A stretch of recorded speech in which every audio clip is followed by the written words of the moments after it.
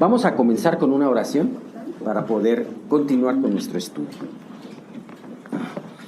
Señor, muchísimas gracias. Gracias, Padre, por este tiempo, porque permitiste que pudiéramos venir delante de ti, pudiéramos congregarnos en esta reunión. Te queremos pedir que sea de mucha bendición. Tú permite que tu espíritu fluya libremente, que las enseñanzas, Señor, pues aunque sean dadas por nuestra boca, sean inspiradas por ti. Ayuda a Miguel, ayúdame a mí, para que esto sea posible y para que conforme a tu voluntad y de acuerdo a la necesidad que tú sabes que cada uno de nosotros tenemos, tú puedas hablar el día de hoy. Gracias por todos los que pudieron venir. Te queremos pedir por los que no están aquí, que si vienen en camino, pues apresura sus pasos, y si no, Dios, que no se pierdan este estudio. Todo esto te lo queremos pedir. Bendice esta iglesia. Permite, Padre mío, que todas las necesidades puedan quedar suplidas, así como también, Dios, que pueda tener ese crecimiento que tú solamente puedes dar, no solo, primeramente en la vida de cada uno de los que estamos aquí, pero también, Señor, pues que tú puedas añadir nuevos miembros. Te queremos pedir por todo esto de una manera muy especial, y en el nombre de tu Hijo Jesús. Amén. Amén. Bien, pueden sentarse. ¿Me pongo?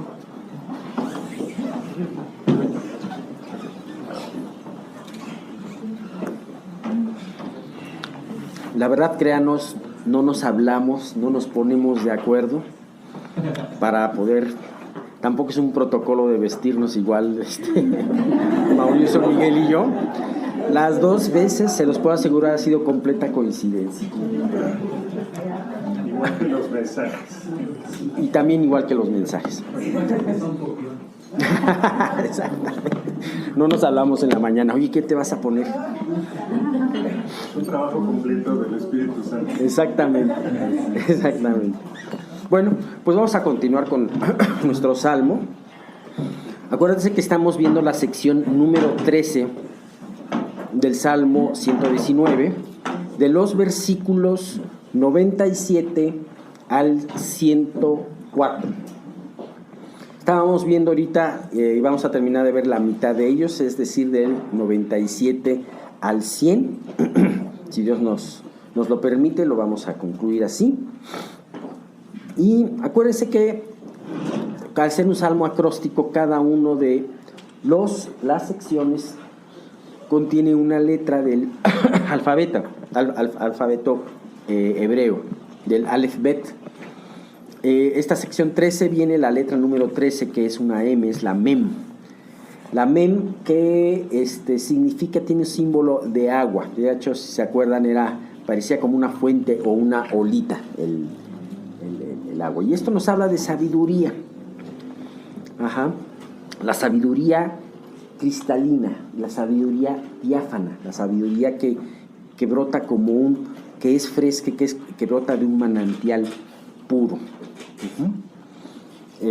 Hablamos acerca de algunos versículos acerca de la sabiduría y acerca de cuál es la fuente de esa sabiduría. Pues aunque sabemos que el principio de la sabiduría es el temor de Dios, nosotros necesitamos no solamente creer, sino que realmente saber que lo que Dios dice se cumple, tener temor de ir en contra de sus preceptos, saber que Dios es un ser temible no que te dé miedo, sino temible para guardarle respeto, ¿no?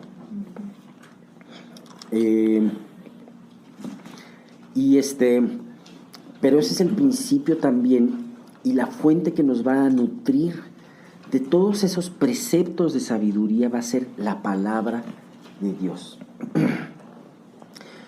El salmista empezaba esta sección diciendo: oh, cuánto amo yo tu ley, todo el día es en ella mi meditación. Vamos a ver que, a lo largo de este salmo hemos visto lo importante que es meditar en la palabra. Y en estos versículos especialmente se da un énfasis acerca de guardar la palabra de Dios, estar la palabra de Dios presente en tu mente, estar meditando en la palabra de Dios. Es un muy hermoso poder meditar en la palabra de Dios. Podemos tener varias cosas en nuestro estudio de la palabra. A mí me gusta mucho estudiar cosas históricas y estudiar cosas acerca de doctrina y todo esto. Pero lo más importante de todo es cómo bajas todo lo que está escrito aquí a tierra, a tu vida. ¿Cómo lo aplicas? Verdaderamente nuestro Señor Jesús fue un gran maestro en todo eso, ¿no? Digo, por así decirlo, si le puedo decir, un gran maestro. A mí me impresiona porque cuántas de las cosas estuvo nuestro Señor Jesús hablando que su público conocía. Todos aquellos ejemplos acerca del vino, acerca del trigo, acerca de la siembra, de la cosecha, todo eso verdaderamente era bajar verdades celestiales a la vida diaria, a aplicar. Y creo que eso realmente es lo más importante en nuestro estudio y en nuestra meditación de la palabra. Podemos conocer datos y cosas muy importantes, les repito, a mí me encanta meterme en muchas cosas de esas, pero de eso de nada sirve si no la bajamos a cómo se aplica esto en nuestras vidas, qué es lo que especialmente Dios está diciéndonos a cada uno de nosotros. Esto hace que nuestro amor por la palabra incremente. Cuando nos dicen hay que memorizar, hay que meditar, pero cuando nosotros vemos en la palabra que ante una aflicción, en un principio y como shock no sabemos qué hacer, pero de repente viene la palabra de Dios a nuestra mente y nos conforta, entonces decimos, ok, ya la palabra de Dios está aplicándose, se está aplicando en nuestra vida, ya no es algo de teólogos, ya no es algo de grandes sabios, sino es algo que está hecho para mí. Es algo que Dios escribió también pensando en mí, pensando en cada uno de sus hijos. De esa manera se puede decir, oh, cuánto amo yo tu ley, todo el día es en ella mi meditación. Hay grandes eruditos de la palabra, todos aquellos escribas, fariseos, saduceos. Cuando nació Jesús, ahora se acerca la Navidad, dentro de poco ya Memo nos va a poner himnos por ahí navideños. Pero en esa época, pues, que reflexionamos en todo esto que pasó con el nacimiento de Jesús, una de las cosas que más me impacta fue aquellos que tenían demasiada información muchas veces no fueron movidos a adorar a Dios. Herodes dijo, cuando indagó acerca del sitio donde iba a nacer el Salvador, los escribas le dijeron Miqueas 5:2 de memoria, porque está escrito, en Belén de Judea, porque está escrito, y tú, Belén de Efrata, pequeña para estar entre las ciudades de David, de ti me será nacido el Salvador, ¿no? Se lo sabían de memoria. Ellos podían ver en los tiempos que ya era el tiempo del nacimiento de Jesús, pero ninguno de ellos fue movido a visitar ese lugar de nacimiento de Jesús y alabarlo. Sin embargo, vemos pastores y vemos unos magos de Oriente que con poco fueron llevados a ese lugar a adorar y a reconocer en Jesús su Salvador y su Señor.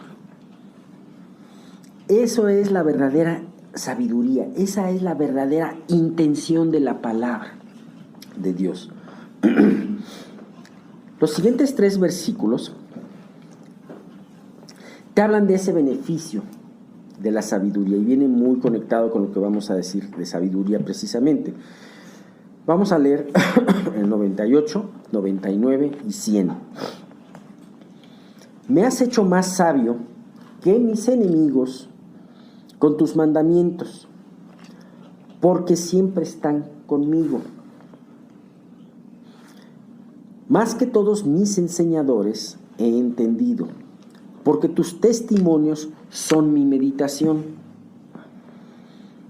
Más que los viejos he entendido, porque he guardado tus mandamientos. Como tú puedes ver, estos 3 versículos representan más o menos la misma idea.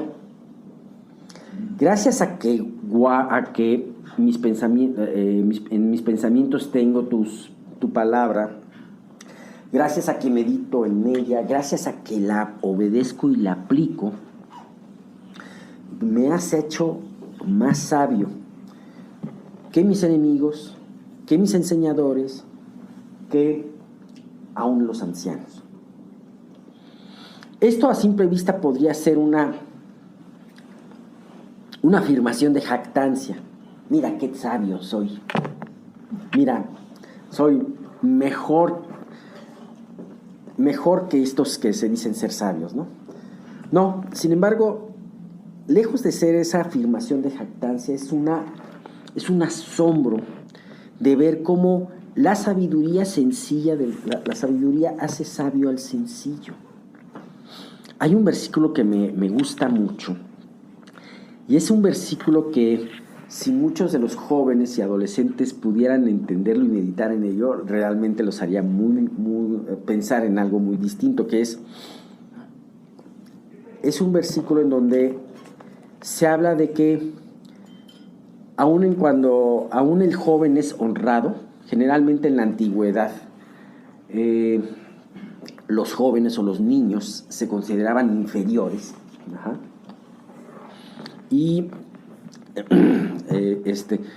Pero decía, aún este muchacho, este niño es honrado cuando él anda en los caminos de sabiduría. Y es impresionante. Al indocto, al menesteroso lo puede hacer estar en medio de los príncipes, ¿no? Y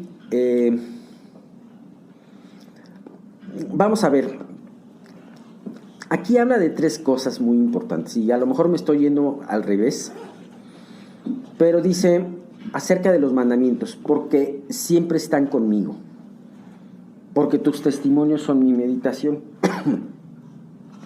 porque he guardado tus mandamientos. ¿Sabes?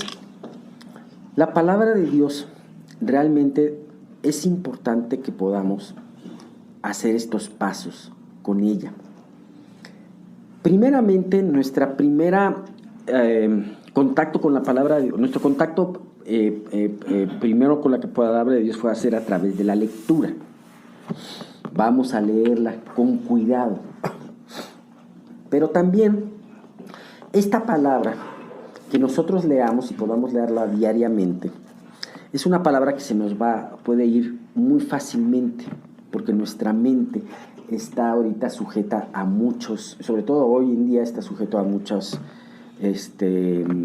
factores externos que nos distraen. Tenemos muchos distractores hoy en día. Entonces, ¿qué es importante hacer con la palabra? Meditarla.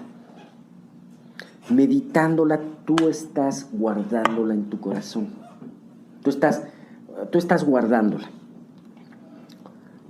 ¿Y cuál es el tercer paso que te lleva a guardarla con tinta indeleble en tu corazón? Obedecerla.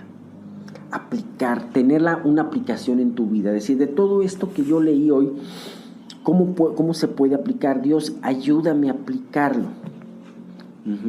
Ayúdame a mostrarme qué tengo que confesar a través de lo que estoy leyendo. ¿Qué hábitos quieres tú que yo cambie? Creo que es muy importante en este sentido tener cuidado y realmente ser intencionales en la manera de abordar nuestro tiempo con las Escrituras.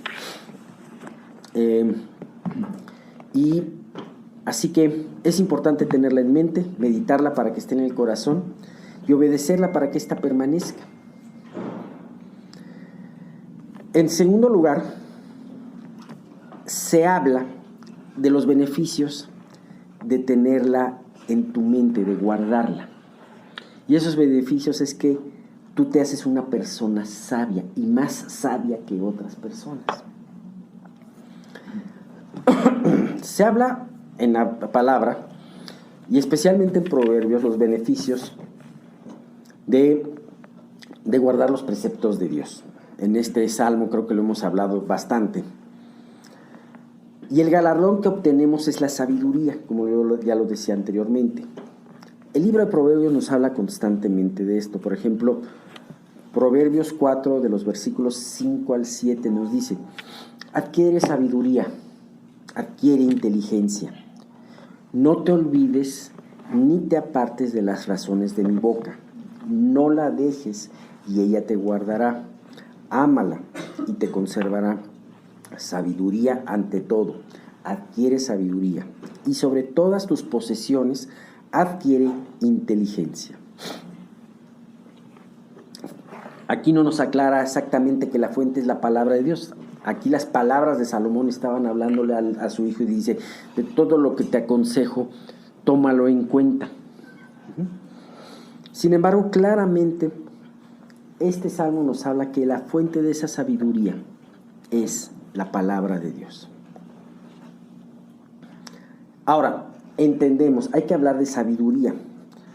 Así como el amor es muchas veces mal entendido y su significado es, en el mundo es completamente distorsionado, también podemos ver que la sabiduría aquí en este mundo también es completamente distorsionada. Número uno, la sabiduría no es igual que conocimiento. La sabiduría no es cantidad de información que tú tengas.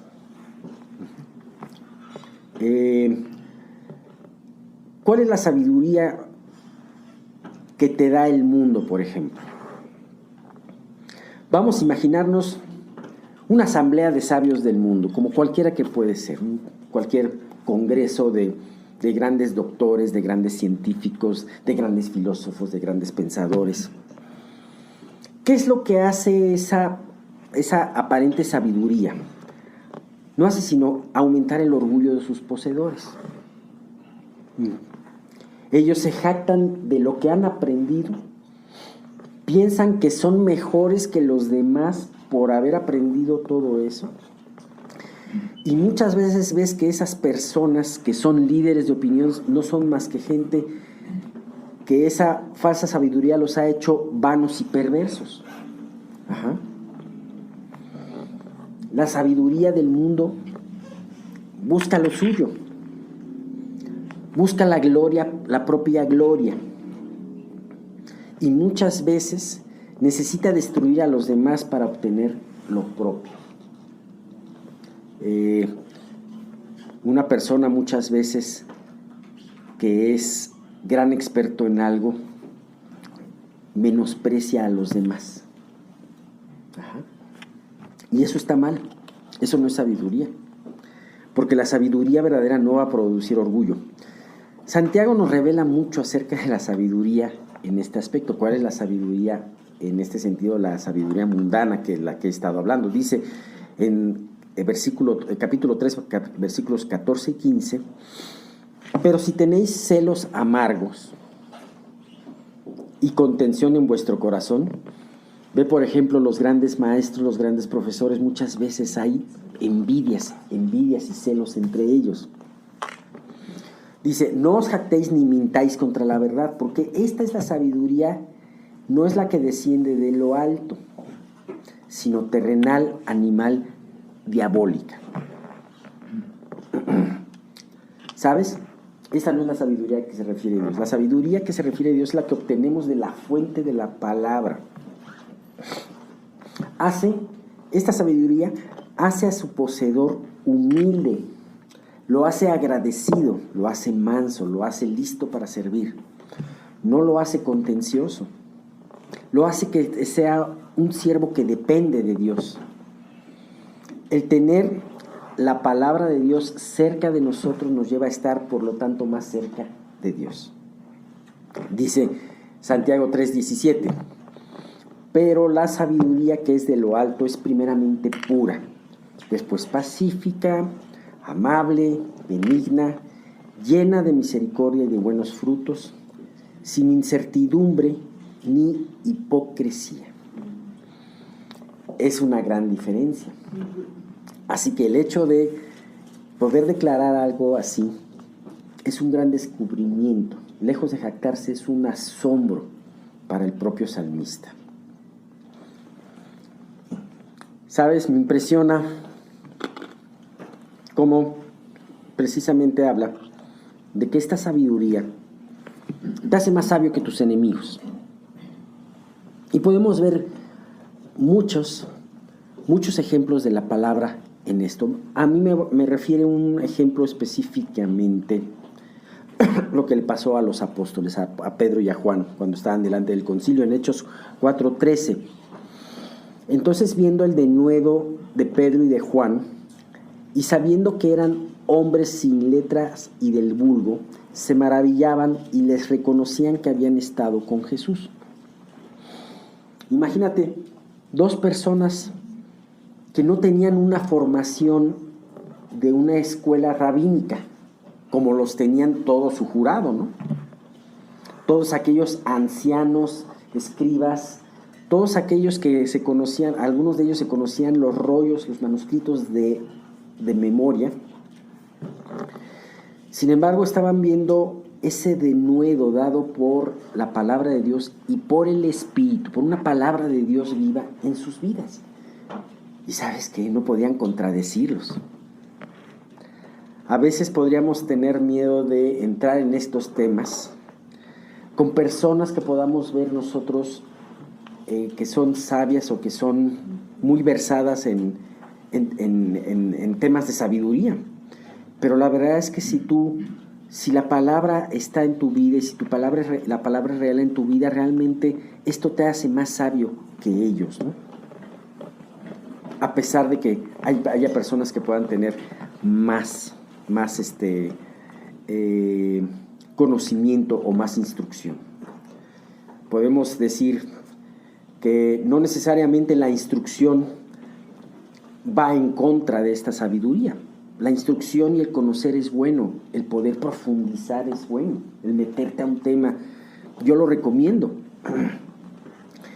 Pero de alguna manera siempre lo debes de hacer de la mano del Espíritu Santo, de la mano de Dios.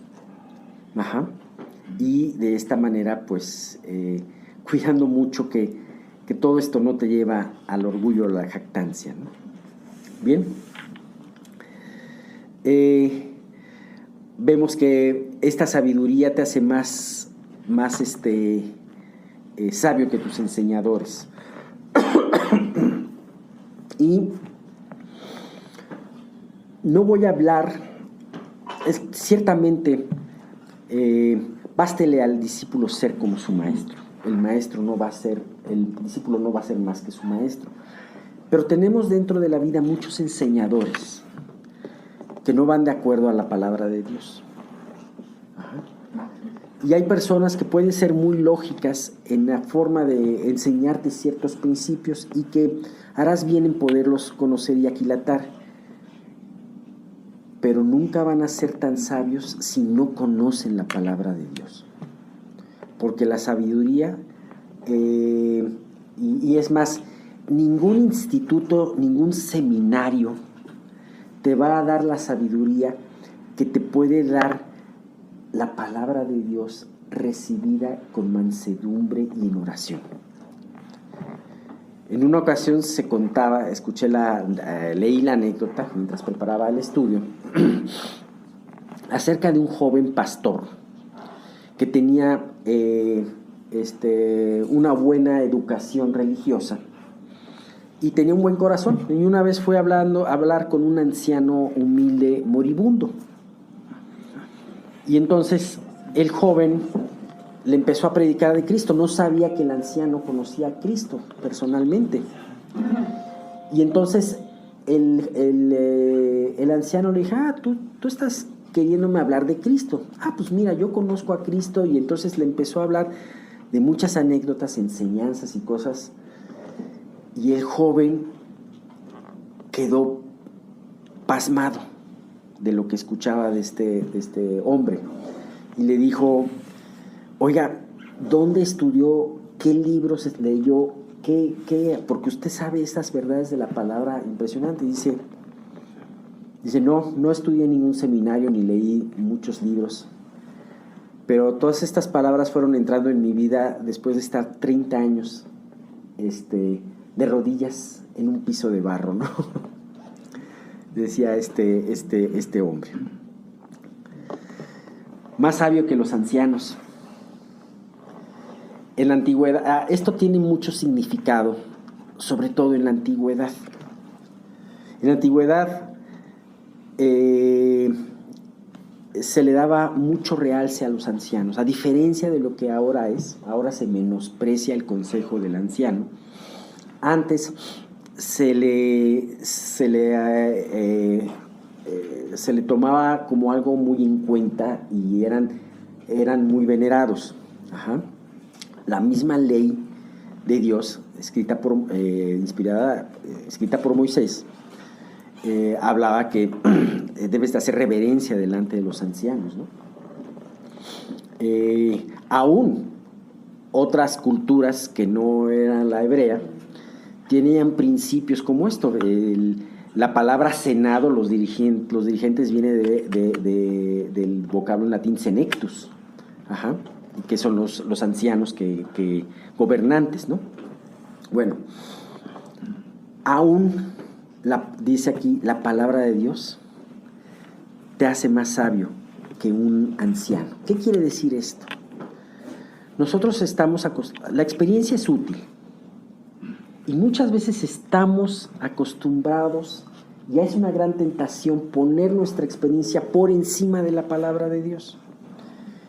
Pero no, nuestra experiencia debe de adecuarse a la palabra de Dios.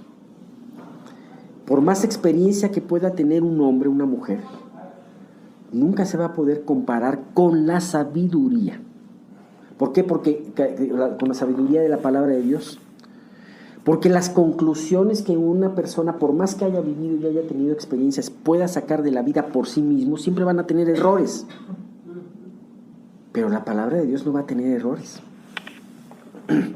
¿Cuántas veces puede haber principios equivocados enseñados por ancianos o por sabios de este mundo que contradicen la palabra de Dios, ¿no? Enseñaba Bildad. Ustedes se acuerdan quién es Bildad, uno de los 3 amigos de Job, Elifaz, Bildad y Zophar. Bueno, cada uno de ellos, como habíamos visto en el estudio, tenía una característica de lo que creía. Ajá, y eran hombres sabios los 3. Bueno, Bildad lo que defendía era que la verdadera sabiduría provenía de los ancestros y de los ancianos, y que la verdadera sabiduría solamente se adquiría con los años. Bueno, Proverbios nos dice que un jovencito puede tener sabiduría, no necesita los años. Y veneraba la sabiduría ancestral. Sin embargo, el salmista aquí nos dice que la palabra sobrepasa por mucho esa sabiduría ancestral. Así que, ¿cómo podemos cerrar esto? Verdaderamente teniendo la exhortación de acudir diligentemente a la palabra de Dios, meditándola y obedeciéndola.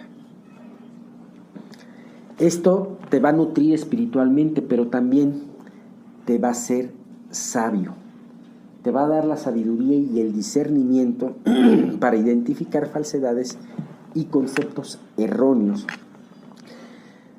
que mal aprendimos de sabios y maestros en este mundo, aún llamándose cristianos. ¿Sabes? No cabe duda que la mejor garantía para poder caminar en este camino de sabiduría es obedecer la palabra de Dios, asirte a la palabra de Dios y con honestidad obedecerla. A veces podemos ignorar principios de la palabra de Dios. La ignorancia tiene remedio a través de conocer la palabra de Dios. Cuando tenemos la intención de no querer obedecer, eso sí no tiene remedio. Cuando ya tenemos una agenda nuestra propia y queremos... Los fariseos tenían una agenda propia, los saduceos también, y a pesar de la sabiduría de Jesús y de tantos principios que ellos se quedaban callados, decidieron no obedecer. Así que es muy importante estos pasos que hablamos el día de hoy para poder asirnos seguramente de la palabra de Dios. Bien, bueno, terminamos aquí la mitad, vamos a continuar después en la sección 3. Bien, vamos a iniciar con un pasaje que es Habacuc 3:2. Oh Jehová, he oído tu palabra y temí. Oh Jehová, aviva tu obra en medio de los tiempos. En medio de los tiempos, hazla conocer. En la ira, acuérdate de la misericordia. Nosotros tenemos que comprender, y por eso quise poner este pasaje como introducción del estudio, que la obra de Dios es más importante que cualquier otra cosa. Cuando nosotros dejamos de darle reverencia a Dios, la reverencia que Él merece, dejamos de hacer la obra de Él. Eso es natural porque nos concentramos en nosotros mismos, en nuestros problemas, en nuestros planes, nuestro progreso, etc. Pero Habacuc veía esto. Israel había estado en crisis durante muchos años. O sea, ¿quién? Durante muchos años había estado en crisis y habían sufrido la disciplina del Señor.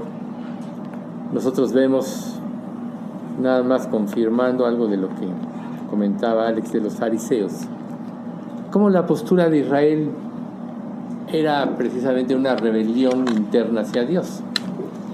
Y eso es precisamente porque no le conocían verdaderamente, porque pusieron antes sus propias prioridades, sus propias ideas, y aunque conocían la palabra de Dios, cuando nosotros pecamos, cuando nosotros no nos arrepentimos, en nuestro pensamiento lo que hay es eludir lo que nos puede confrontar, lo que nos puede mostrar la realidad de lo que somos. Por eso es tan importante el arrepentimiento, por eso es tan importante estar en constante escudriño de nuestra vida a la luz de la palabra, para que nosotros podamos detectar cualquier falla que nos puede estar separando de Dios. Recordemos que Dios es santo, santo, santo, y merece todo nuestro respeto y nuestra adoración. Nuestra manera de vivir debe de reflejar la santidad de Dios. Entonces tú, en todo lo que hagas, siempre cuestiónate. Y eso es parte de poder adquirir sabiduría de la palabra. Lo que yo estoy pensando hacer, lo que yo voy a decir, los planes que yo tengo, la forma en que vivo, ¿realmente refleja una vida de santidad? Habacuc, con esto en mente, por eso dijo, aviva tu obra en medio de los tiempos. Y el testimonio es la vida de Cristo en nosotros. Entonces, en la intensidad de tu relación va a estar la intensidad o la fuerza de tu testimonio. Si tu relación con Dios es superficial, tu testimonio va a ser no va a causar ningún impacto. Solo te van a decir a qué iglesia perteneces, qué corriente sigues de pensamiento. Pero el verdadero testimonio pone en jaque a las personas porque, repito, proyecta la santidad de Dios. Por eso es tan importante esto. Entonces, vamos a continuar. Ya terminamos la primera parte del Espíritu Santo. Y vamos nosotros a continuar ahora con Romanos 8:3. Porque lo que era imposible para la ley, por cuanto era débil por la carne, Dios enviando a su Hijo en semejanza de carne de pecado, y a causa del pecado, condenó al pecado en la carne. Lo que era imposible para la ley. Recuerden que cuando Dios le dictó los 10 mandamientos a Moisés, una de las cosas que dijo fue: el que los cumpla vivirá por ellos y no morirá. Y luego nosotros vemos que pues somos todos esclavos del pecado y no podemos liberarnos conforme a la ley. Ya estuvimos hablando mucho de esto. Pero lo importante para nosotros es entender que nuestra mente está estructurada conforme a la ley y que aunque vengamos a la gracia, la ley siempre va a tener algo, siempre nos va a mostrar, prácticamente la ley representa el carácter de Dios, siempre nos va a mostrar esos aspectos de Dios. Por eso es que el cumplimiento de la ley es el amor. ¿Ven ustedes? Entonces, en Hechos 13, del 38 al 39, dice: sabed pues esto, varones hermanos, que por medio de él se os anuncia perdón de pecados, y que de todo aquello de que por la ley de Moisés no pudisteis ser justificados, en él es justificado todo aquel que cree. Entonces aquí estamos enfatizando que la ley no puede justificar a nadie, pero también nos esclaviza en un sentido. Somos esclavos del pecado, pero en un sentido nos mete en una situación de angustia porque no la podemos cumplir, aunque nosotros queramos. Y siempre cuando dependemos exclusivamente de nuestro esfuerzo, y como creyentes muchas veces, sin darnos cuenta, estamos esforzándonos por vivir la vida cristiana, estamos esforzándonos por obedecer sin la ayuda o la presencia del Espíritu Santo en nuestra vida. Y por eso también fracasamos.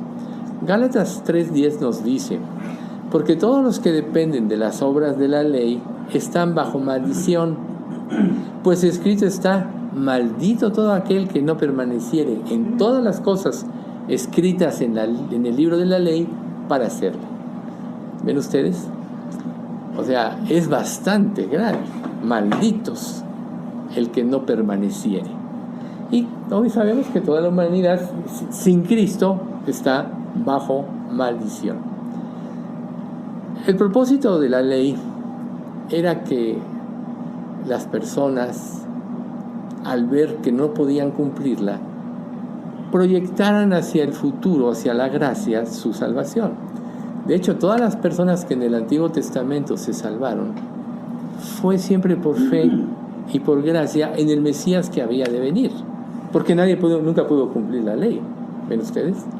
Personas como Abraham, cuando Dios por su fe le dijo que en él serían benditas todas las familias de la tierra, él decidió vivir como extranjero y peregrino en este mundo, porque se dio cuenta de que su morada no estaba en este mundo. Entonces, ¿qué pasa cuando nosotros ponemos nuestra esperanza y nuestra fe en las cosas de esta vida? No nada más las cosas materiales, sino en la filosofía, ¿no? Por ejemplo, tú mientes, pues todo el mundo miente. Tú haces esto, pues todo el mundo lo hace. Esa es una manera de justificar el pecado. Y así nadie nunca va a poder llegar a la gracia de Dios, ¿ven ustedes? Pero el propósito de Dios siempre fue redimir a la humanidad, y por eso le prometió desde Adán y Eva, recuerden, que Él sacrificó el primer cordero cuando fueron expulsados del huerto del Edén. Y les mostró al Mesías a través de esto, ¿eh? Entonces, tenemos nosotros que entender.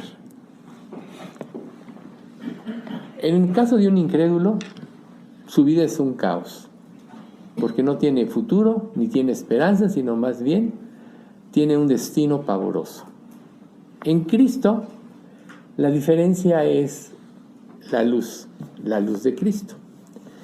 Antes de Cristo, nuestra vida era un caos, estaba desordenada. Cuando lo comprendemos y venimos a Cristo, es precisamente, y empezamos a depender de Él, es precisamente cuando Él empieza a ordenar nuestra vida. Pero para que nosotros podamos entender un poco lo que es la intervención divina, vámonos a lo primero que se escribió en las Escrituras, Génesis, capítulo 1, del 1 al 3. Quizá nunca lo habían visto de esta manera. En el principio creó Dios los cielos y la tierra estaba desordenada y vacía. Así es el caso de una persona sin Cristo. Su vida está desordenada y tiene un vacío que es del tamaño de Dios. Y las tinieblas estaban sobre la faz del abismo, y el Espíritu Santo se movía sobre las aguas. Y dijo Dios: sea la luz, y fue la luz. ¿Ven ustedes? Esa es la historia de la vida de un creyente, o de la vida de todo aquel que Dios ilumina para que venga Cristo. Nuestra vida está desordenada y vacía. Vivimos en un mundo de tinieblas porque no sabemos ni a dónde vamos, y estamos influidos por la filosofía de Satanás, por las presiones de esta vida que odian a Dios, no quieren saber nada de Él, ¿verdad? Pero un día dijo Dios: sea la luz, y fue la luz. Así es cuando Dios nos llama. Dios nos hace entender. Nadie de nosotros por sí mismo puede entender las cosas de la Biblia, porque son espirituales, ¿sí? La palabra de Dios es un libro espiritual. Si Dios no nos hace entender, si Dios no nos ilumina, por más inteligentes que seamos en cuanto a la sabiduría de este mundo, no vamos a entender. Los fariseos y los saduceos vivían en estas tinieblas, conocían la palabra, pero no entendían el sentido espiritual. Satanás conoce la palabra, pero no entiende el sentido espiritual porque no tiene el espíritu. Antes la usa para desviar a las personas, la usa para confundirnos, pero no la entiende. Los únicos que podemos entender la palabra de Dios somos aquellos que nos arrepentimos. Cuando Dios nos ilumina. Muchas personas a veces dicen: es que yo busqué a Dios y lo encontré. No, nunca. Si tú buscas a Dios es porque Él ya te estaba buscando a ti y empezó a despertar tu espíritu. Y lo más importante es que cuando Él decide iluminarnos, es cuando entendemos y es cuando nos convertimos, ¿verdad? Pero ¿qué actitud debemos de tener siempre? Nunca se les olvide. El Salmo 51. Al corazón contrito y humillado no despreciarás tú, oh Dios. Y esa es la manera de acercarse a Dios, no con suficiencia del conocimiento. A veces tú puedes, a lo largo de los años, yo sé que aquí muchos memorizamos, y a veces estás leyendo la Biblia y tomas un pasaje donde ya lo memorizaste y tiendes como que a saltártelo, porque ya me lo sé, ¿no? Pero si la misma palabra te dice, si alguno se imagina algo, todavía no sabe nada como debería saberlo, es porque Dios siempre te quiere revelar cosas. Muchas veces, yo lo he dicho, muchos lo han dicho, es que yo nunca había visto las cosas de esta manera. ¿Cuál es la manera de ver la realidad? La manera de Dios. Por eso es que tenemos que entender que ni siquiera Dios se equivocó al darnos la ley. Tenía un propósito. Gálatas 3, 21 y 24 nos dice así: luego, ¿la ley es contraria a las promesas de Dios? En ninguna manera, porque si la ley dada pudiera vivificar, la justicia fuera verdaderamente por la ley. Y luego el 24. De manera que la ley ha sido nuestro ayo para llevarnos a Cristo, a fin de que fuésemos justificados por la fe, ¿no? Nosotros bien sabemos que cuando violamos la ley, aunque ya estemos en la gracia, sentimos culpa. ¿Por qué? Porque la ley representa el carácter de Dios, representa la pureza de Dios. Y entonces viene precisamente ese choque siempre. Por eso las luchas entre si me entrego o no, entre si me obedezco o no, Todos tenemos esas luchas internas y esa rebeldía interna. ¿Por qué? Porque la ley es débil por la carne. Recuerden lo que dice Romanos 7. Dice, yo no codiciaría si la ley no me dijera no codiciarás. Y cuando la ley me dijo no codiciarás, entonces yo no conocería la codicia. Y cuando la ley me dijo no codiciarás, entonces el pecado revivió y yo morí. ¿Qué hace la ley? Saca a flote nuestro pecado. Pero como la carne no puede, la carne y la sangre no pueden heredar el reino de Dios, ni la corrupción hereda la incorrupción, no puede por sí misma. Por eso Dios envió a su Hijo. Si se dan cuenta, estamos describiendo el pasaje de Romanos 8:3. En el tiempo de Dios, en las condiciones precisas y exactas, no antes ni después, vino el cumplimiento de la venida de Jesús. Conforme a las Escrituras, nació en Belén, etc., ¿no? Generalmente, cuando los que somos padres o nosotros como hijos, vamos creciendo y los padres nos van ayudando y nos van tratando de orientar de acuerdo a su experiencia. Qué mejor un padre creyente que ya tiene la palabra de Dios y puede dar principios verdaderos, no emociones. Pero ¿cuándo es cuando el hijo realmente empieza o puede empezar a llevar su propia vida? Cuando llega la madurez. Cuando llega la madurez, llegó el tiempo de que él ahora enfrente la vida por sí mismo y empiece a tomar sus propias decisiones. Eso pasaba en el judaísmo. Por eso los hijos siempre estaban bajo tutores y cuidadores, pero cuando llega el tiempo de que se considera la edad adecuada para que tomen ya las riendas de su vida, hasta hacen una fiesta, ¿no? Creo que se llama el Mar Pisao, por ahí. Eso mismo, ¿no? Pero lo que nosotros tenemos que saber es que los planes y los propósitos de Dios son perfectos. Nunca se nos olvide eso en cualquier circunstancia que vivamos. Nunca se nos olvide cuando tenemos que estar esperando. Nunca se nos olvide que aun cuando anhelamos la salvación de nuestros seres queridos, conocidos, etc., Dios empieza a trabajar en sus vidas. Máxime si les testificamos con la palabra de Dios. Recuerden, la palabra no regresará vacía, sino que hará lo que yo quiero y será prosperada en aquello para que le envíe. Pero tú no vas a convertir a nadie. Dios es el que lo va a convertir. Tú puedes ser un instrumento, pero es en el tiempo de Dios. Por eso nosotros debemos de tener paciencia. Si somos instrumentos de Dios y somos guiados por el Espíritu Santo, porque se lo pedimos, entonces tenemos que esperar que Dios sea el que actúe, ¿no? Nunca pienses que tú pudiste convencer a alguien o que tuviste la capacidad de hacerlo. No es posible. Entonces, el hecho de que Dios Padre haya enviado a Jesús en el tiempo en que vino fue el tiempo perfecto. Y esto tan solo denota una situación de que Dios, desde antes de la creación, ya en su corazón había sacrificado a su Hijo, lo sabemos. En Juan 1, del 1 al 5, dice: en el principio era el Verbo, y el Verbo estaba con Dios, y el Verbo era Dios. Todas las cosas por Él fueron creadas. O sea, Jesús estaba desde antes. Y sin Él, nada de lo que ha sido hecho fue hecho. En Él estaba la vida, y la vida era la luz de los hombres. Y volvemos a la luz. La luz en las tinieblas resplandece, ¿verdad? Entonces, y las tinieblas no prevalecieron contra ella. Ese es otro punto muy importante.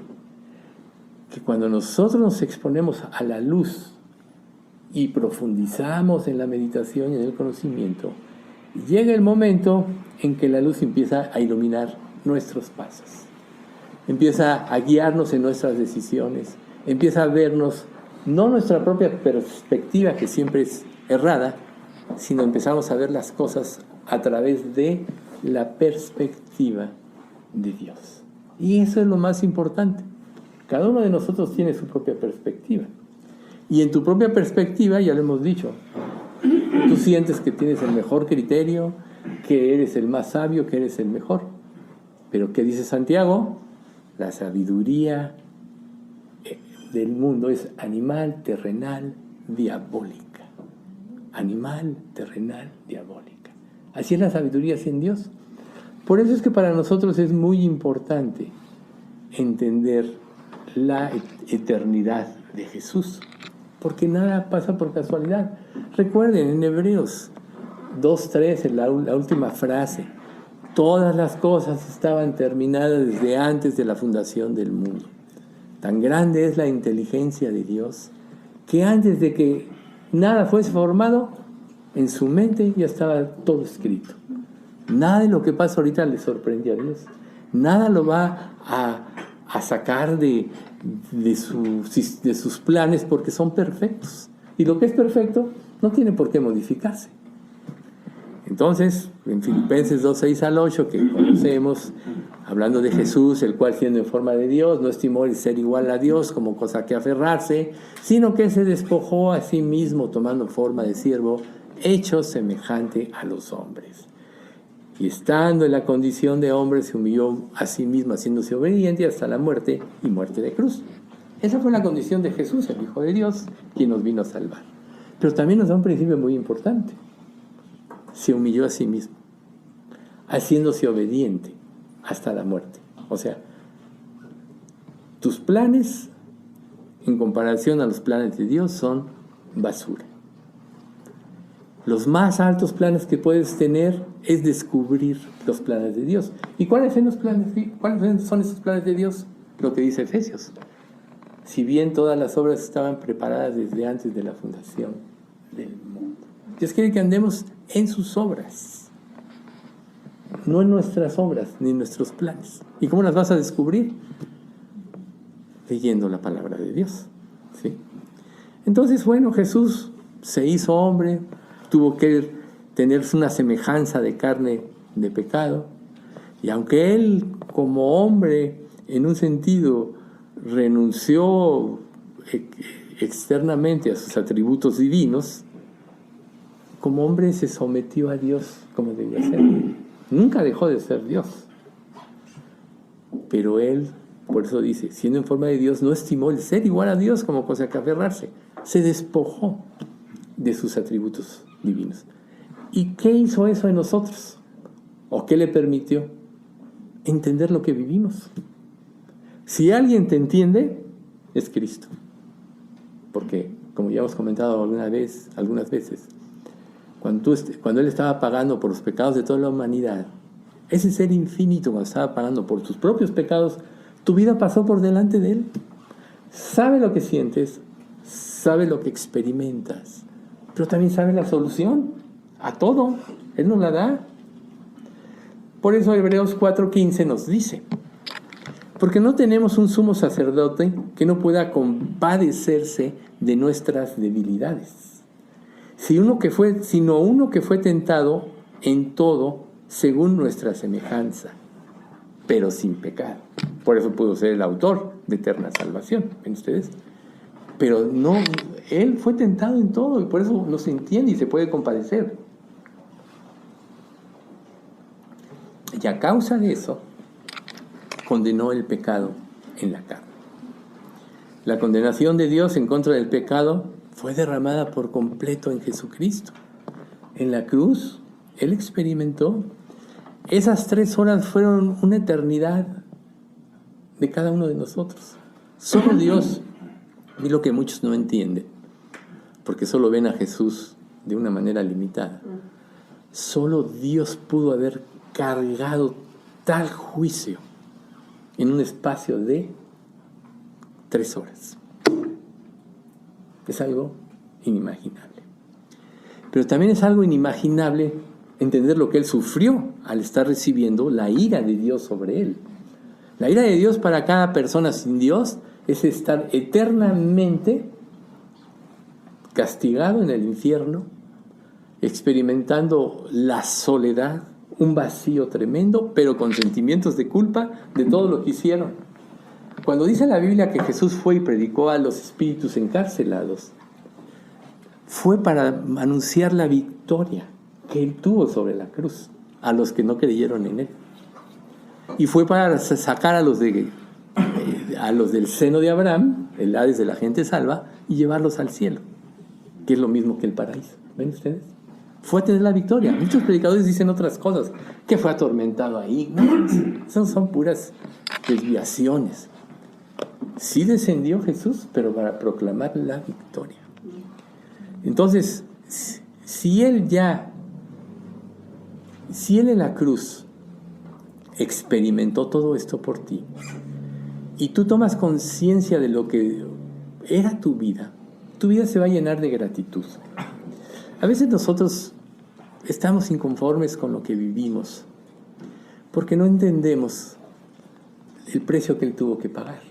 En capítulo 12 de Hebreos, después de que viene en el 11 los campeones de la fe, dice: mirad a aquel que sufrió tal contradicción de pecadores contra sí mismo, para que vuestro ánimo no se canse hasta desmayar, porque aún no habéis resistido hasta la sangre, combatiendo contra el pecado.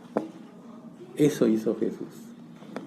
Entonces, en Isaías 53, 4, 5, ciertamente llevó Él nuestras enfermedades y sufrió nuestros dolores, y nosotros le tuvimos por azotado, por herido de Dios y abatido. Mas Él herido fue por nuestras rebeliones, molido por nuestros pecados, y el castigo de nuestra paz fue sobre Él. Pero por su llaga fuimos nosotros curados. Tan solo este hecho debería de llenar nuestra vida de gratitud, porque el Dios eterno, el que determina los tiempos y las sazones, ya hemos dicho antes que nosotros nacimos en la época, en el país, en la ciudad, en los padres que Dios nos dio. Nada pasa por casualidad. Dios lo hizo todo perfecto. ¿Y cuál fue su propósito? Que lo conociéramos a Él. Si tú hoy estás aquí porque le conociste, debes de darle la gloria a Dios, porque lo hizo perfecto. También muchos no van a creer, a pesar de que Dios les puso todo lo necesario para que ellos pudieran creer. Pero lo importante es que, como dice Filipenses 2:7, sino que se despojó a sí mismo tomando forma de siervo, hecho semejante a los hombres. Ahí está, ¿no? Una de las cosas que nos lleva a profundizar en la Biblia, que nos lleva a crecer espiritualmente, que aumenta nuestra fe, es la gratitud. La Biblia nos dice que tengamos confianza, pero lo que impulsa la confianza es la gratitud y conocer lo que Él realmente hizo. A veces se nos olvida toda la obra que Él tuvo que hacer para que pudiésemos ser salvos y pudiésemos ser llamados hijos de Dios, ¿no? Juan 1:12, que todos conocen, ¿no? Más a todos los que le recibieron, a los que creen en su nombre, les dio potestad de ser hechos hijos de Dios. Pero lo importante es el que viene, el 13, los cuales no son engendrados de voluntad de carne ni de voluntad de varón, sino de Dios. Entonces, nuestro destino ya cambió, nuestro futuro es hermoso, ¿sí? Y lo que nosotros tenemos que hacer ahorita es crecer en gratitud por meditar en todas estas verdades de lo que Él hizo. Eso va a quitar los ojos de nosotros mismos. Generalmente nosotros, y es muy natural, ponemos los ojos en nosotros mismos ante las pruebas y dificultades de nuestra vida. Es natural. Pero cuando nos comparamos con Jesús, como Hebreos 12, 1 y 2, que ahorita mencionamos, nos damos cuenta de que la verdad no es nada en comparación a lo que Él tuvo que pagar. Tan solo por ti era mucho, pero lo hizo por toda la humanidad. Entonces, bueno, pasamos al siguiente versículo, Romanos 8:4. Para que la justicia de la ley se cumpliese en nosotros, que no andamos conforme a la carne, sino conforme al Espíritu. Primero, solo vamos a enfatizar que los requisitos de la ley, para que la justicia de la ley, ¿no? Los requisitos de la ley moral de Dios demandan que nuestros pensamientos y nuestras palabras y obras van a ser juzgadas. Fíjate bien. A veces las personas dicen, bueno, yo codicié en la mente pero no hice nada, no tengo culpa. No. El pecado siempre empieza aquí. Y recuerden que nuestra mente es como ese terreno que está todo, que tú quieres sembrar y está todo lleno de ortigas, de piedras y todo eso. Y para hacerlo, pues tienes que primero quitar las piedras, quitar la hierba mala y todo. Ese es el proceso de la vida del creyente, y eso es lo que hace la palabra de Dios cuando nos ponemos en sus manos. Dios empieza a hacer un trabajo de limpieza dentro de nosotros. Limpiar nuestras intenciones, nuestros pensamientos pecaminosos, nuestros resentimientos y muchas otras cosas.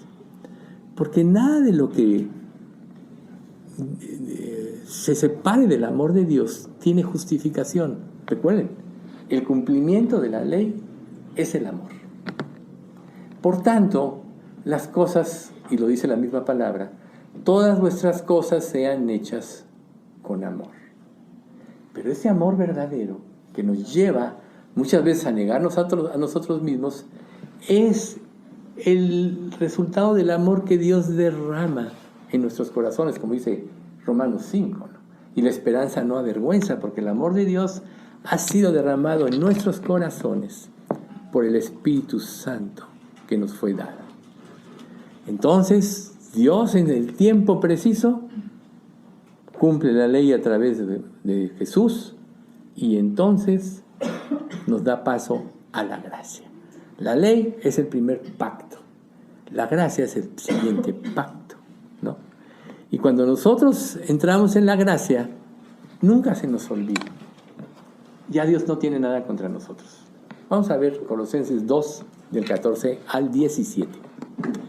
Anulando el acta de los decretos que había contra nosotros, que nos era contraria, quitándola de en medio y clavándola en la cruz, y despojando a los principados y las potestades, los exhibió públicamente, triunfando sobre ellos en la cruz. Por tanto, nadie os juzgue en comida o en bebida o en cuanto a días de fiesta, luna nueva o días de reposo, todo lo cual es sombra de lo que ha de venir, pero el cuerpo es de Cristo. O sea, la iglesia, ¿no? La iglesia es el cuerpo de Cristo. Entonces, todo lo que estaba escrito en la ley contra nosotros, con la sangre de Jesús, fue cumplido. Ahora, hay un paso aquí muy importante. Una vez que tú te arrepientes y crees,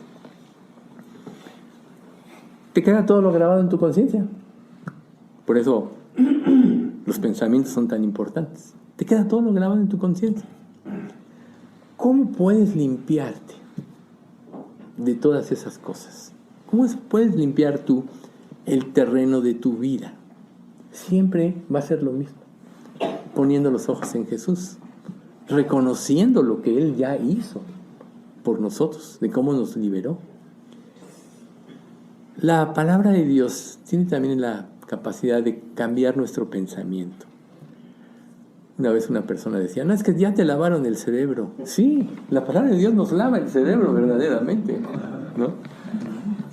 ¿Pero para qué? Para liberarnos de la esclavitud del pecado, de los resentimientos y de todas aquellas cosas que nos dañaron y que quizá nos sigan dañando, porque este mundo es injusto. Por eso Dios no quiere que amemos al mundo, ¿sí? Pero la responsabilidad básica por la aplicación del aspecto civil, de la ley moral, también Dios la transfirió. ¿Ustedes pensarán que a nosotros? No, al gobierno humano. Fíjense lo que dice Romanos 13, del 1 al 7. Sométase toda persona a las autoridades superiores, porque no hay autoridad sino de parte de Dios, y las que hay por Dios han sido establecidas. De modo que quien se opone a la autoridad, a lo establecido por Dios resiste. Y los que resisten acarrean condenación para sí mismos, porque los magistrados no están para infundir temor al que hace el bien, sino al malo. ¿Quieres pues no temer la autoridad? Haz lo bueno y tendrás alabanza de ella, porque es servidor de Dios para tu bien. Pero si haces lo malo, teme, porque no en vano lleva la espada, pues el servidor de Dios es vengador para castigar al que hace lo malo. por lo cual es necesario estarles sujetos, no solamente por razón del castigo, sino también por causa de la conciencia. Aquí está el punto importante, ¿ven ustedes? Pues por esto pagáis también tributos, porque son servidores de Dios que atienden continuamente a esto mismo. Pagad a todos lo que debéis, al que tributo, tributo, al que impuesto, al que respeto, respeto, al que honra, honra. Tú me dirás, bueno, si Dios nos hizo a nosotros sacerdotes, ¿no? Soy linaje escogido, real sacerdocio, etc. Nos puso para administrar la justicia de Dios. Tú dirás, pero ¿cómo voy a obedecer este gobierno como el que tenemos, ¿no? Lleno de corrupción y todo eso? Pues la Biblia dice que tenemos que orar por nuestros gobernantes, como lo hacemos. Por eso en nuestra reunión mensual de oración tenemos una sección para orar por el gobierno, ¿no? Y cada persona va a dar cuenta a Dios de sí, y de acuerdo a la responsabilidad que le dio y al cargo que le dio, van a pagar. O sea, el infierno va a tener un grado diferente de castigo, no todos van a pagar igualito.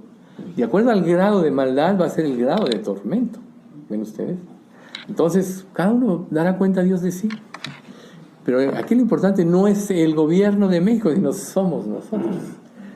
¿Cuál es la actitud que nosotros podamos tener, no? Bueno, pues esa es nuestra actitud. Entonces, ¿por qué? Porque la ley se basa, y ahorita ya lo mencionamos de otra manera, en el carácter de Dios.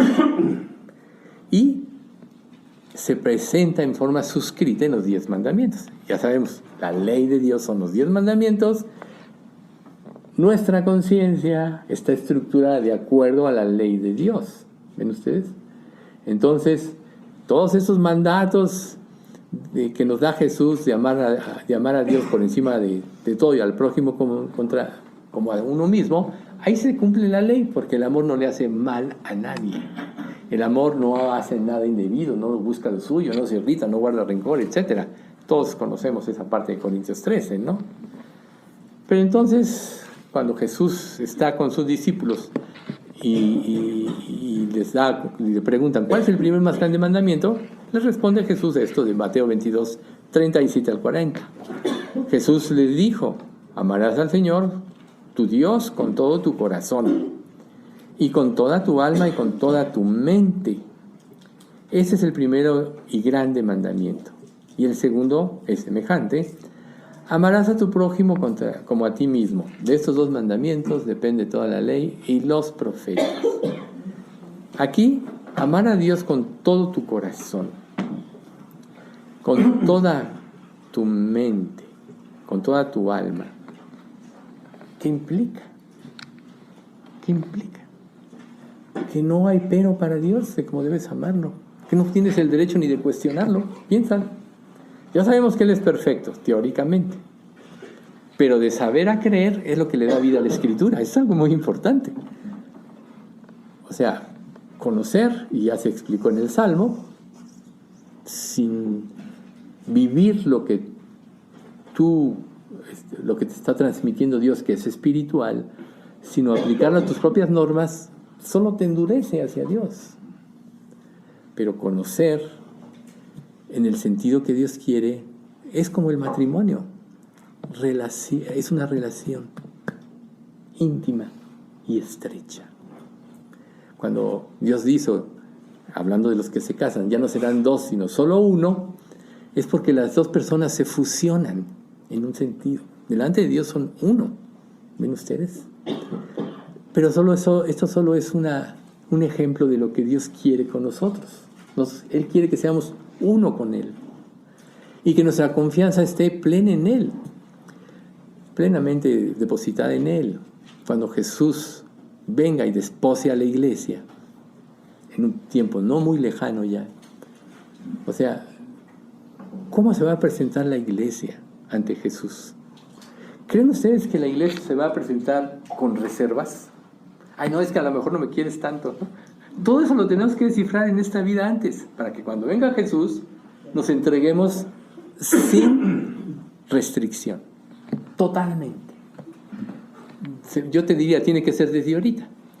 Pero Dios ahorita nos está ayudando, porque sabemos que estamos en el fin de los tiempos. porque nunca antes se habían dado tantas coincidencias, se habían cumplido tantas cosas como en esta época. Nuestro tiempo está cerca. Cuando veáis que suceden estas cosas, sabed que el verano está cerca, a las puertas, ¿no? Ahorita es cuando tenemos que quitar todo lo que nos puede estorbar en nuestra adoración con Dios. Recuerden ustedes que la ley, aunque la gracia, Jesús cumplió la ley, tampoco, Dios no abrogó la ley. Porque si lo hubiera abrogado, entonces ya no tendrías la conciencia que te dice, no mentirás, honra a tu padre y a tu madre, etc. No. O sea, Jesús le dio un sentido de autoridad en el nuevo pacto que se cumple conforme a la gracia, ¿no? Entonces, cada creyente en la gracia está obligado a cumplir todos los requisitos de la perfección de Dios. Y esto va a ser hasta que nosotros tengamos esta liberación. Esto nos lo dice de una manera más clara Gálatas 3, 23 al 25, que dice: pero antes que viniese la fe, estábamos confinados bajo la ley, encerrados para aquella fe que iba a ser revelada. De manera que la ley ha sido nuestro ayo para llevarnos a Cristo. Ya medio lo mencionamos hace rato. A fin de que fuésemos justificados por la fe. Pero venida la fe, ya no estamos bajo ayo. O sea, la ley nos llevaba a Cristo. Ya que estamos en Cristo, ya estamos en Cristo, ya no estamos bajo ayo, a eso se refiere. Pero, ¿qué es lo que nos va a justificar siempre? La fe. Y la fe no es algo que estás viendo, sino no sería fe. Es la certeza de lo que se espera. Es la convicción de lo que no se ve. ¿Ves tú? Nunca vas a entender lo que Dios te dice que hagas hasta que lo obedezcas. Ese es algo muy importante que tenemos que entender, ¿no? Entonces, la ley es un parámetro de nuestra conducta piadosa, es expresada, reitero, en nuestra conciencia. Romanos 2, 15 y 16, que también mencionamos mucho, nos lo dice. Cuando Dios va a juzgar, va a usar la conciencia, mostrando la obra de la ley escrita en los corazones, dando testimonio su conciencia y acusándoles o defendiéndoles sus razonamientos en el día en que Dios juzgará por Jesucristo los secretos de los hombres. ¿Se dan cuenta ustedes? Aquí esto habla del día del juicio, pero también para un creyente hay juicio de obras. Recuerden eso. Y cada uno va a recibir en ese entonces, de acuerdo a lo que haya hecho mientras estaba en el cuerpo de Cristo. Ya como creyente, Dios va a quitar, ¿no?, el heno y la hojarasca. Todo lo que tú hiciste por falsos motivos, todo lo que tú dudaste de Dios, todo eso no glorifica a Dios, todo eso Dios lo va a quitar.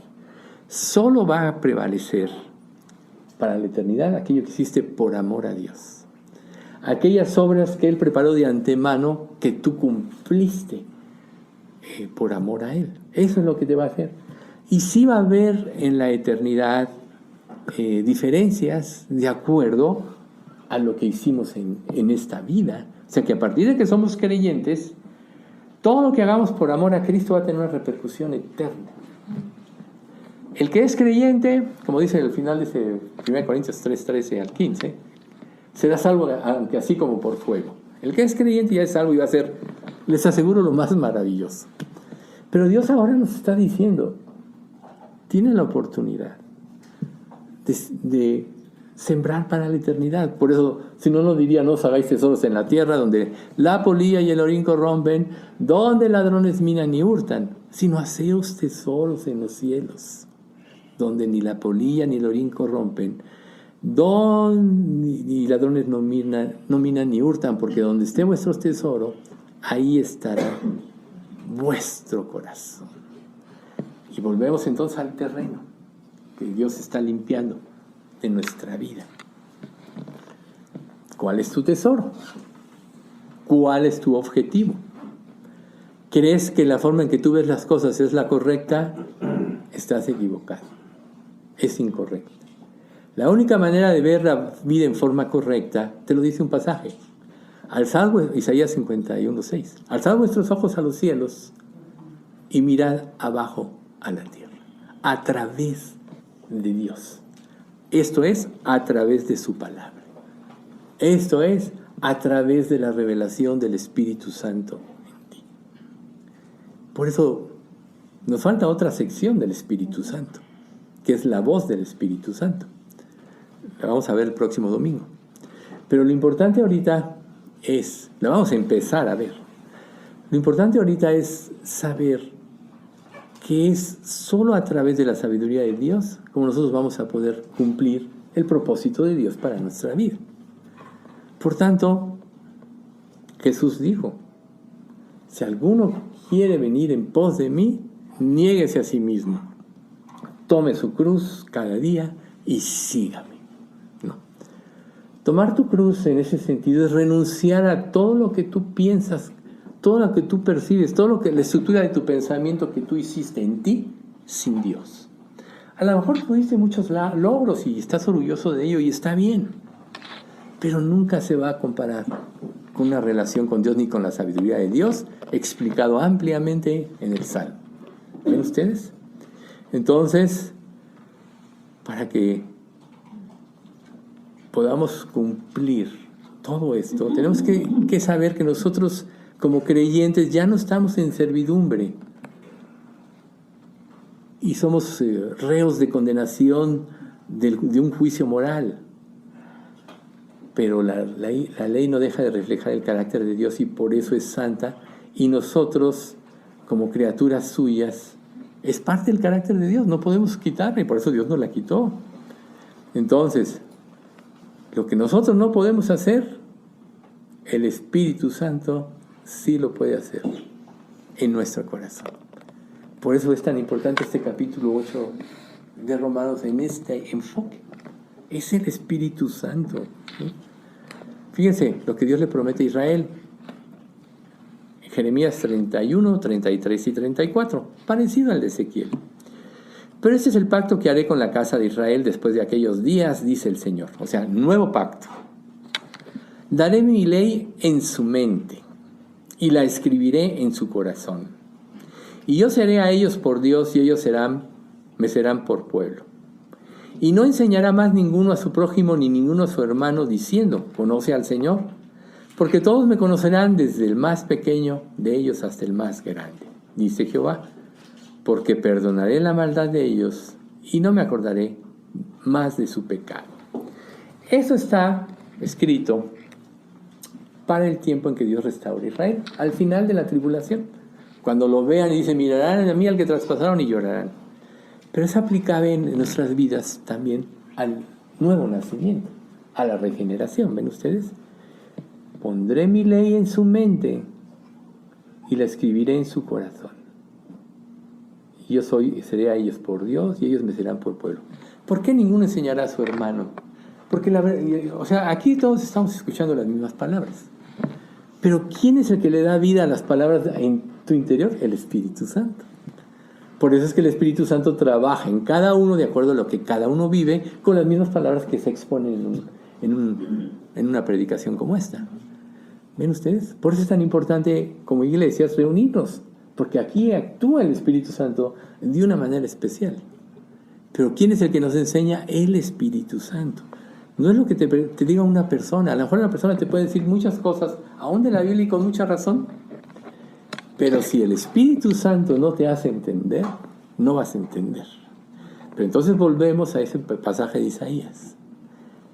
Mi mano hizo todas estas cosas y así todas estas cosas fueron, pero miraré a aquel que es pobre y humilde de espíritu y que tiembla a mi palabra. El que ser pobre y humilde de espíritu es darle el lugar a Dios que merece. Darle reverencia a tu palabra. ¿No dice el Salmo 138? Has engrandecido tu nombre y tu palabra por sobre todas las cosas. Ahí es donde tenemos que encontrar el sentido de todo. Y precisamente ahí es, y eso ya es Ezequiel, por eso dice en Ezequiel 36:27, y pondré dentro de vosotros mi espíritu, y yo haré que andéis en mis estatutos, y guardéis mis preceptos, y los pongáis por obra. si Él hizo esta promesa cuando te regeneró y te dio al Espíritu, que hay muchos pasajes que lo dicen, entonces, ¿por qué no crees en esa promesa?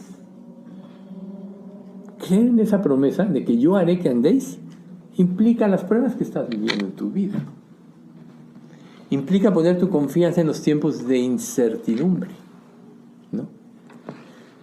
Esta vida está llena de incertidumbre, está llena de situaciones adversas. Si tú ves esta vida como es, te vas a deprimir. No hay esperanza. Pero si tú pones los ojos en Dios y después de analizar todos estos aspectos decides creerle, entonces creerás espiritualmente, no intelectualmente, que todo tiene un propósito de amor. Y vuelvo ya para terminar nada más a la escena de cuando Dios va a desposar a su iglesia. Dios la va a desposar con una virgen pura, santa, con vestiduras blancas de lino fino y resplandeciente. Entonces la pregunta es, ¿estás preparado para este evento? O mejor, ten la confianza de que Dios te está preparando para este evento. ¿Tú crees que vas a poder tener una relación de esposo y esposa con Jesús como iglesia si tienes dudas de Él? La duda mata. Pero para que se fusionen dos personas, tiene que haber una plena confianza nuestra hacia Él. Él ya lo dio todo. Él ya demostró su amor. Por eso, Primera de Juan 3 dice que...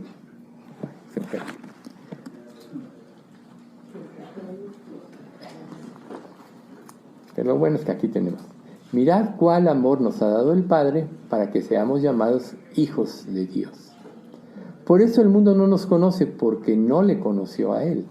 Amados, ahora somos hijos de Dios y aún no se ha manifestado lo que hemos de ser, pero sabemos que cuando Él se manifieste, seremos semejantes a Él, porque le veremos tal cual Él es. Semejantes, o sea, vamos a ser parte de Él y Él parte de nosotros. Ya nos lo dio con su Espíritu. Ahorita estamos preparándonos. Dejemos al Espíritu actuar en libertad. Entonces, el próximo domingo vamos a empezar el versículo 4, 5, y vamos a empezar a ver precisamente la voz del Espíritu. Padre, te agradecemos mucho por este tiempo. Gracias, Padre, por todas las enseñanzas que nos das a través del Salmo, de la palabra de Dios, del estudio de la palabra, a través de este pasaje de Romanos, Señor, que nos muestra con claridad la acción del Espíritu Santo y la influencia en la vida del creyente. Tú sigue trabajando en nuestras vidas, sigue transformándonos, Padre, a tu semejanza. Queremos realmente ser uno contigo en cuerpo, espíritu, mente y todo. Tú ya pusiste todo en nuestra parte y lo confirmaste al darnos tu Espíritu, que todo lo escudriña, aún lo profundo de Dios. Él sabe lo que hay en nosotros, así que danos esa confianza de que Él está trabajando con la sabiduría infinita tuya, porque es Dios también, para transformarnos a la semejanza de tu Hijo. Señor, enséñanos a vivir quieta y reposadamente en tus promesas y no en las circunstancias que vivimos. Y Padre, en esta tarde queremos pedirte especialmente por Fernanda, la nieta de Margarita, que está pasando cosas muy difíciles en su vida. Llévala a ti, Señor, plenamente, y haz que todo lo que está experimentando pueda ella ampararse en tu poder y en tu amor. Confírmala en la fe, Señor, te pedimos. Y también bendice a nuestra iglesia, Señor. Haznos más uno cada día, unánimes en la fe, en el amor. Quita de nuestro corazón toda contención, todo juicio de unos a otros, Padre, ya que el juicio solo le pertenece a Cristo. Y sabemos, Padre, que cuando tú nos muestras debilidades en un hermano en Cristo es para orar por él, no para juzgarlo, porque tú estás haciendo una obra que nadie entiende. Así que, Padre, nos ponemos en tus manos para el crecimiento también de esta iglesia, la purificación y la santificación. En nombre de Cristo Jesús. Amén.